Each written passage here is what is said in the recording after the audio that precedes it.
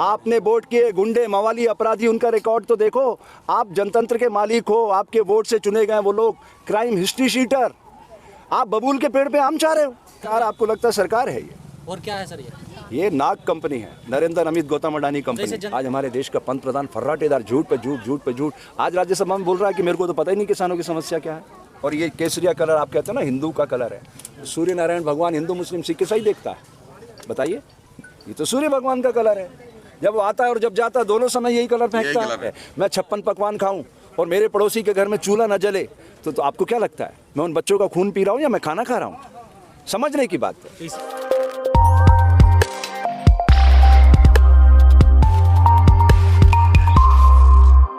रास्ता तो बिल्कुल साफ है, उन्होंने अपने अहंकार का मुद्दा बना दिया ना इसको। ये वो समझ रहा है उसने 6.5 सालों में जो भी किया, ये भूल चुका है कि मुझे इसी जनता ने उस पद पे स्थापित किया है। और जनता जब ये वहाँ बैठाती है तो हटा भी देती है। और ये 303 है, इससे भी बड़ा बहुमत सदन में पहले रहा है, ऐसा नहीं कि नहीं रहा है। सर हरित क्रांति का विरोध हुआ। देखिए बात समझिएगा, ये जितना नैरेटिव चल रहा है इस समय देश में, एक अलग तरह की राजनीति यहाँ अंगड़ाई ले रही है।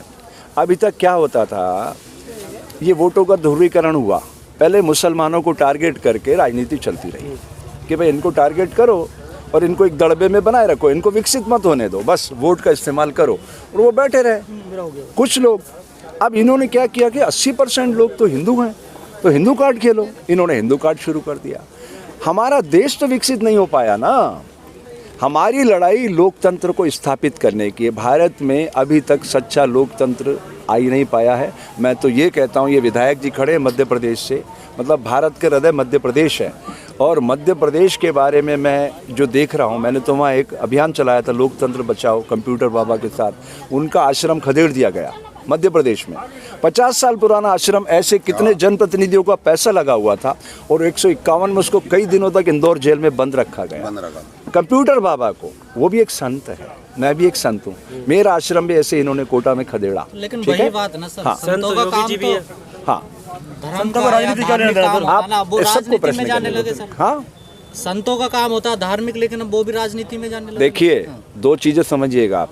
संत सत्य का पथिक होता है, और सत्य है कि भारत की आत्मा किसान है, जिसकी पीड़ा को स्वर देने के लिए कोई सामने नहीं आ रहा है। तो संत तो योगी जी भी है ना। संत तो सत्य का पथिक होता है, और सत्य क्या है, उसकी पहचान क्या है, जो कभी नष्ट नहीं होता। आप पहले समझिए, संत इतना साधारण शब्द नहीं है जिसको आप समझ रहे हैं। साधना का पथिक, जो साधु बनता है ना, पहले तो वो अपना पिंडदान करता है, और फिर ये संकल्प लेता है कि मैं समाज को बेहतर बनाऊंगा। और समाज बेहतर बनाने के लिए पहले अपने चक्षु खोलना पड़ते हैं कि समाज में क्या हो रहा है। जिस देश का बचपन भूखा हो, उस देश की जवानी कैसे होगी। भारत में आज की तारीख में 27% बच्चे पूर्णिमा के खिलते हुए चांद में चावल की रोटियां खोज रहे हैं। उन्हें आज़ादी की किरणों का इंतज़ार है। मैं 56 पकवान खाऊं और मेरे पड़ोसी के घर में चूल्हा न जले तो आपको क्या लगता है मैं उन बच्चों का खून पी रहा हूं या मैं खाना खा रहा हूं?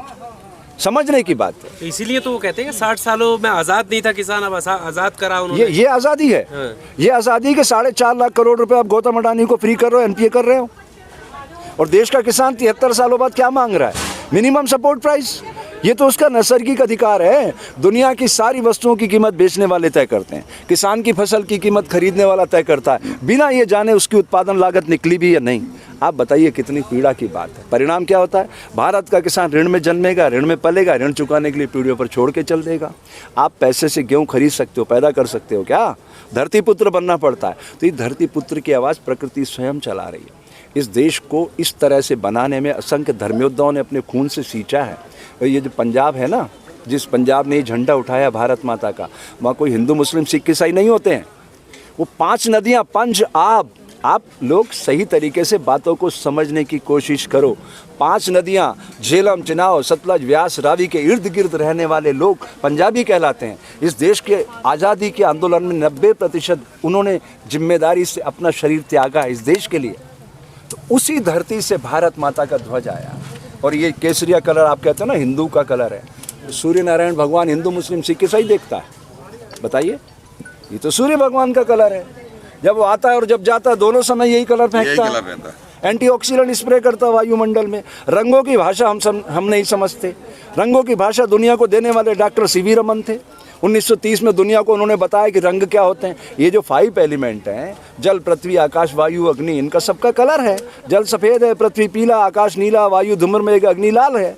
इन पांचों प्रधानमंत्री इन रंगों को अच्छे से पहचानते हैं। उन्होंने कपड़ों से पहले भी टेस्ट को पहचाना था और इस बार भी। देखिए, ये सारा वोटों का ध्रुवीकरण है। और आप लोग, मैं आप सोशल मीडिया से अपेक्षा करता हूँ, एक ज़माना था जब हम गलती करते थे और नेशनल मीडिया उसको रिपेयरिंग करता था। किसी के खिलाफ एक शब्द आज से 50 साल पहले लिखा जाता था ना अखबारों में, नींद उड़ जाती थी। क्यों एमएलए साहब? किस साहब अखबार में छप गया मेरे खिलाफ? वो आदमी बाहर नहीं निकलता था घर से, इतना डरता था।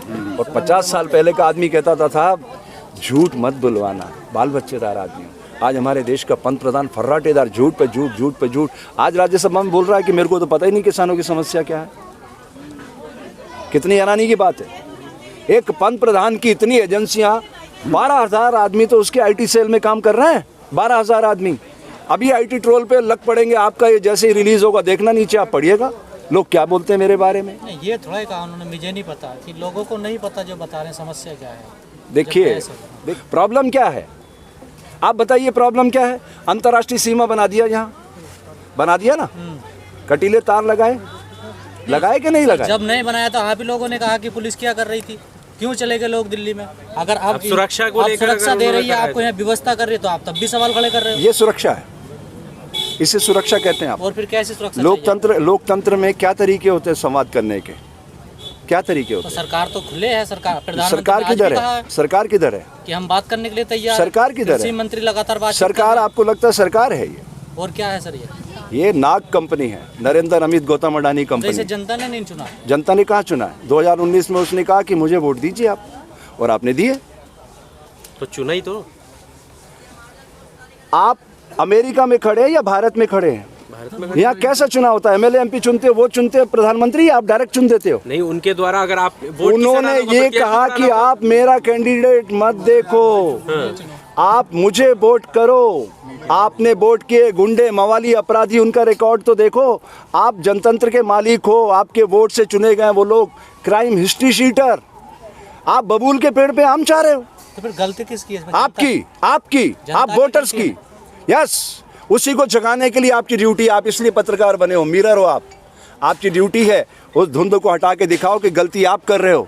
बबूल के पेड़ पे आम कभी नहीं आ सकता। खुद जागो, अच्छे चरित्रवान बच्चों को बनाओ एमएलए एमपी, तो एक अच्छे राष्ट्र का निर्माण होगा। उनको चुनने दो मुख्यमंत्री और प्रधानमंत्री, तो दायित्व बहुत जागेगा समाज के अंदर।